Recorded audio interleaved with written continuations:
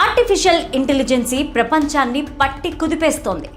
ఆ టెక్నాలజీకి తగినట్టుగా భారతదేశ ఇంజనీరింగ్ కాలేజీల్లో విద్యాబోధన సాగడం లేదని విద్యావేత్తలు ఆందోళన చెందుతున్నారు.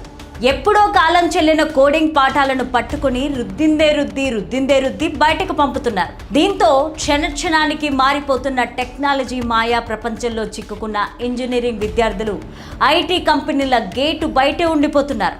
ఏటా 15 లక్షల మంది ఇంజనీర్లు బయటకు వస్తున్నారు. వారిలో కేవలం 1,00,000 మందికి మాత్రమే ఉద్యోగాలు దొరుకుతున్నాయనేది ఒక చేదు నిజం. ఈ నేపథ్యంలో అసలు ఏం జరుగుతోంది, ఏం కావాలి ఇప్పుడు చూద్దాం. 8 లక్షల కోట్ల రూపాయల విలువైన భారతీయ ఐటీ పరిశ్రమ ఇప్పుడు ఏఐ దెబ్బకు వణుకుతోంది.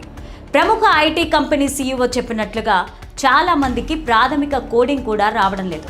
వీరు కాలేజీల్లో నేర్చుకున్న విషయాలు ప్రస్తుత సాంకేతికతకు ఏమాత్రం సరిపోవడం లేదని అన్నారు.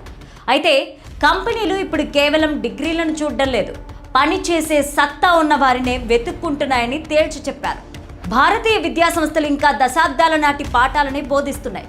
ముఖ్యంగా ప్రైవేట్ ఇంజనీరింగ్ కాలేజీల్లో సరైన ఫ్యాకల్టీలు కూడా లేకపోవడంతో అసలుకే ఎసురొస్తోంది. ఏఐ, మిషన్ లెర్నింగ్ వంటి కీలక రంగాల్లో సరైన శిక్షణ ఉండడం లేదు. ఫీజులపై ఉన్న శ్రద్ధ విద్యార్థుల భవిష్యత్తుపైన ఉండడం లేదు.